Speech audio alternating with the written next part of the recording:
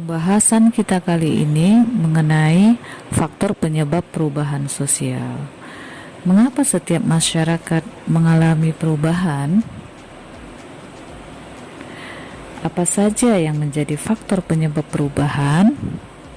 Nah, jawabannya ternyata banyak sekali faktor penyebab perubahan sosial. Tetapi secara garis besar, sumber penyebab perubahan itu berasal dari satu, dari dalam atau internal masyarakat itu sendiri, dan kedua, dari luar atau eksternal masyarakat. Yuk kita bahas faktor penyebab perubahan sosial dari faktor internal. Oke. Untuk faktor internal, ada beberapa hal yang bisa kita bahas pada pertemuan kali ini. Yang pertama, bertambah atau berkurangnya penduduk. Ya, pertambahan penduduk yang sangat cepat bisa menyebabkan terjadinya perubahan struktur dalam masyarakat, terutama lembaga kemasyarakatannya. Misal, timbul sistem hak milik individual atas tanah, sewa tanah, gadai tanah, dan bagi hasil. Demikian halnya dengan berkurangnya penduduk desa yang disebabkan misal karena urbanisasi. Perpindahan penduduk ini sudah berlangsung beratus-ratus tahun lamanya di dunia ini, dan kondisi ini masih berlangsung sampai sekarang. Keadaan ini tentu akan memengaruhi sistem pembagian kerja. Misalnya, perpindahan penduduk desa ke kota di Pulau Jawa umumnya dilakukan kaum laki-laki, tidak terkecuali mereka yang sudah berkeluarga. Keadaan ini memengaruhi sistem kerja dalam masyarakat, sehingga wanita yang sudah berkeluarga memiliki peran ganda, yaitu apa? Pertama, sebagai ibu yang mengasuh anaknya, dan yang kedua, ia juga menggantikan suami yang mempunyai tanggung jawab untuk bekerja di ladang. Jadi ingat, bertambah atau berkurangnya penduduk hal itu bisa menjadi penyebab perubahan sosial. Yang kedua, penemuan-penemuan baru. Penemuan baru dibedakan dalam pengertian invention dan discovery. Invention adalah proses menghasilkan suatu unsur kebudayaan baru dengan mengombinasi atau menyusun kembali unsur-unsur kebudayaan lama dalam masyarakat. Discovery apa? Discovery adalah penemuan unsur kebudayaan baru, baik berupa alat ataupun gagasan. Discovery dapat menjadi invention jika masyarakat sudah mengakui, menerima, bahkan menerapkan penemuan tersebut. Seringkali proses dari discovery sampai ke invention membutuhkan suatu rangkaian penciptaan. Misalnya, penemuan mobil itu dimulai dari usaha seorang Austria yang bernama Siegfried Marcus. Beliau membuat motor gas pertama. Sebetulnya sistem gas tersebut juga merupakan hasil dari rangkaian ide yang telah dikembangkan sebelumnya. Namun Markuslah yang pertama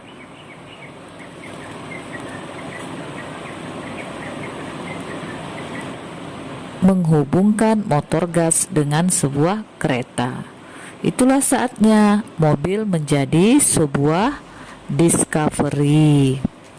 Lebih kurang 30 tahun kemudian, setelah ditambah perbaikan-perbaikan dari para ahli, pada tahun 1911 bentuk mobil tersebut dipatenkan di Amerika Serikat.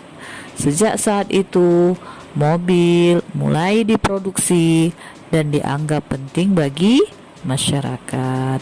Jadilah mobil tersebut sebagai invention, ya. Jadilah mobil tersebut sebagai invention. Namun masalah lain muncul. Apa masalah lain tadi? Misalnya biaya produksi yang tinggi, kesiapan sarana dan prasarana jalan, apakah sudah siap atau belum, dan kemampuan seseorang untuk membeli mobil. Di Indonesia sendiri ya, mobil biasanya hanya mampu dibeli oleh orang dari golongan tertentu. Ada beberapa faktor pendorong bagi individu perihal penemuan-penemuan baru. Apa itu? Yang pertama, kesadaran individu-individu akan kekurangan dalam kebudayaannya. Yang kedua, kualitas para ahli dalam sebuah kebudayaan.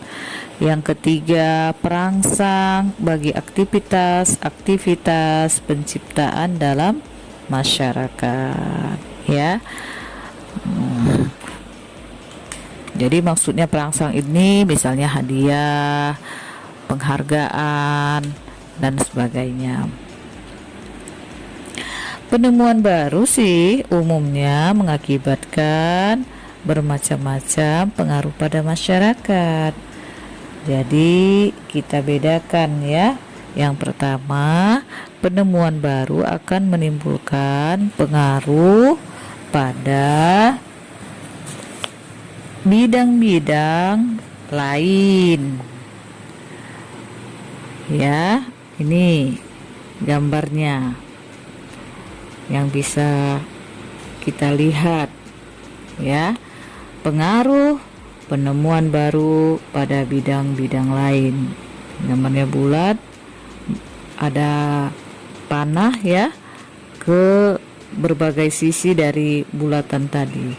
P tadi adalah penemuan baru gitu ya. Jadi penemuan baru seperti radio akan memancarkan pengaruhnya ke berbagai arah dan menyebabkan perubahan-perubahan dalam lembaga-lembaga kemasyarakatan dan adat istiadat.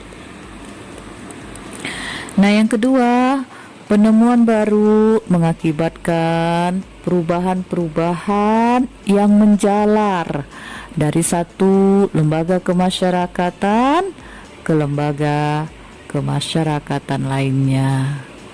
Nah, ini bisa kita lihat bagannya.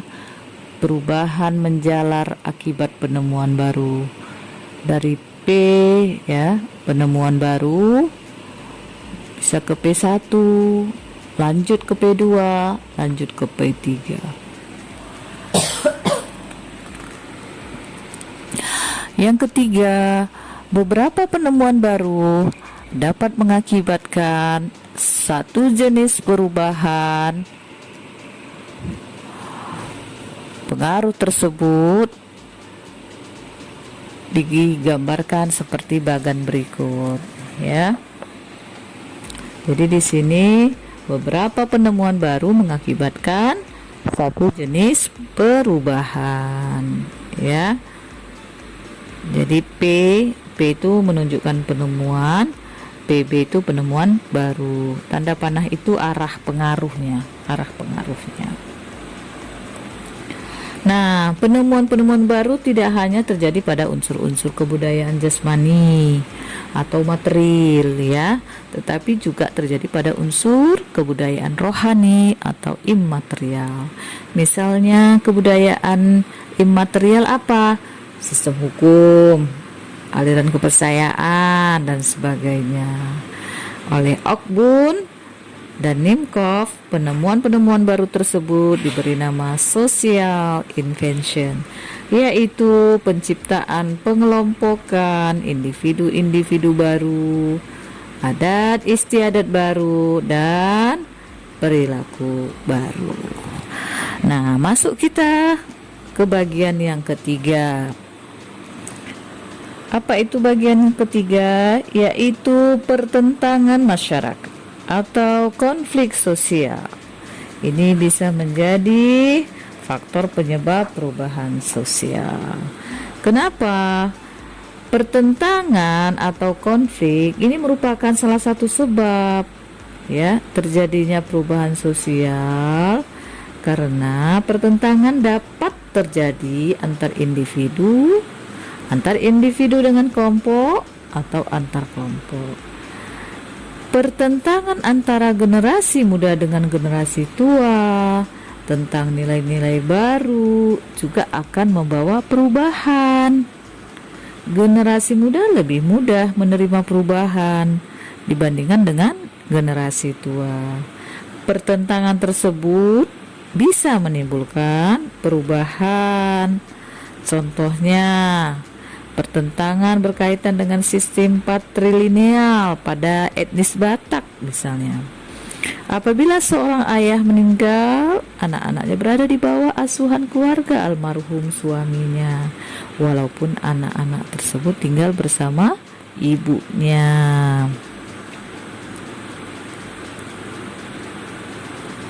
Yang kedua, pertentangan antara golongan muda dan tua ketika Indonesia ada dalam proses menuju kemerdekaan yang berakhir dengan peristiwa Rengas Dengklok. Nah, yang ketiga, pertentangan elit politik dalam pencalonan kepala daerah, misalnya pilkada atau pemilu, ya. Yang keempat, terjadinya pemberontakan atau revolusi. Adanya revolusi atau pemberontakan dalam suatu negara akan menimbulkan perubahan. Contohnya, revolusi kemerdekaan Indonesia pada tanggal 17 Agustus 1945 mengubah wajah Indonesia yang sebelumnya merupakan negara terjajah menjadi negara merdeka. Demikian pula revolusi Amerika tahun 1776, revolusi Rusia juga tahun 1917, dan revolusi Prancis tahun 1789 yang berusaha menentang kekuatan yang absolut.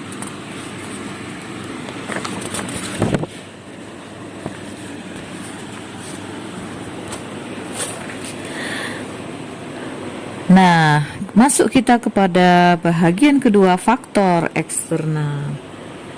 Ya, jadi selain penyebab perubahan yang berasal dari dalam masyarakat, juga ada perubahan yang berasal dari luar masyarakat, yaitu sebagai berikut. Pertama, lingkungan fisik yang ada di sekitar manusia.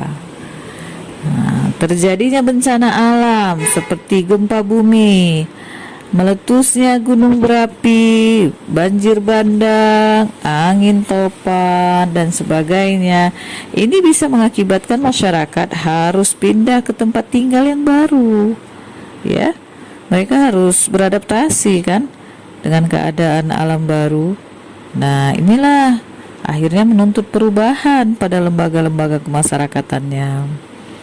Kadangkala bencana alam ini tidak sepenuhnya bersumber dari lingkungan fisik semata, tetapi juga pengaruhnya dari masyarakat itu sendiri. Nah, yang kedua adalah peperangan, ya. Jadi dalam hal ini contohnya Jerman mengalami perubahan ketatanegaraan bahkan ideologinya.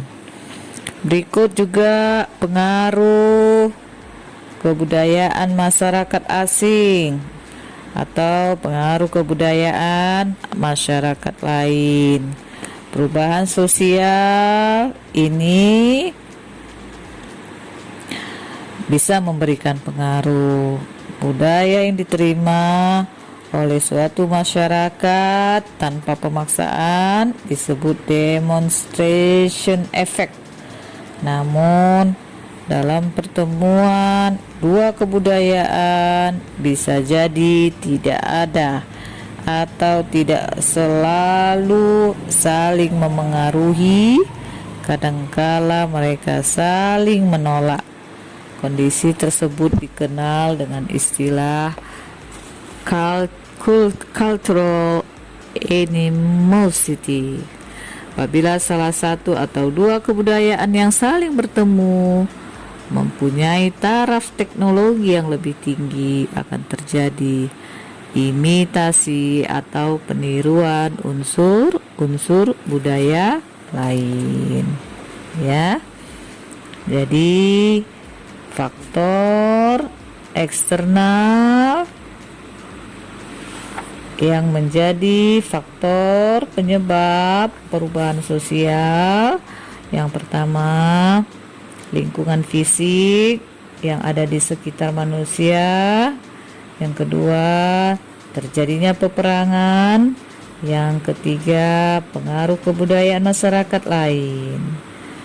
Oke, demikianlah yang bisa disampaikan dalam materi pembahasan kita tentang faktor penyebab perubahan sosial. Mudah-mudahan ilmu yang disampaikan ini bermanfaat bagi anak-anak semuanya. Ibu sudahi dengan wabillahi taufik wal hidayah. Assalamualaikum warahmatullahi wabarakatuh.